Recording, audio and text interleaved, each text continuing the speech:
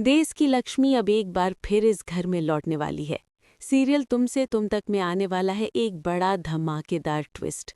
कई सालों से छुपा एक राज अब खुलने जा रहा है और इसकी सच्चाई सबसे पहले पता चलेगी अन्नू को।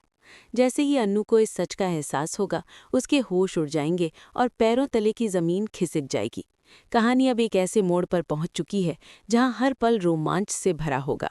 आने वाले एपिसोड में दिखाया जाएगा कि हादसे के बाद आर्या बेहद परेशान हो जाता है। अन्नू गिरकर बेहोश हो जाती है और उसे अस्पताल ले जाया जाता है। घर लौटने के बाद भी अन्नू की हालत सामान्य नहीं होती। उसे बार बार पुराने दृश्य और अनजान यादें सताने लगती हैं। आर्या उससे पूछते हैं, अन्नू क्या हुआ तुम्हें? तुम ठीक तो हो ना? तब अन्नू बताती है कि जब उसने राजनंदिनी की फाइल देखी तो उनके साइन देखकर वो घबरा गई और बेहोश हो गई। उसे कुछ अजीब से फ्लैशबैक आने लगे। शादी, गृह प्रवेश और किसी के पीछे आग लेकर भागने जैसी घटनाएं।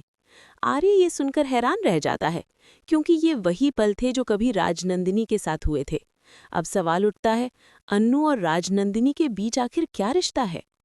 कहानी अब उस सच्चाई के करीब पहुंच रही है कि अष्टमी के दिन जो हादसा राजनंदिनी के साथ हुआ था, वो दरअसल अन्नू के पिछले जन्म से जुड़ा है।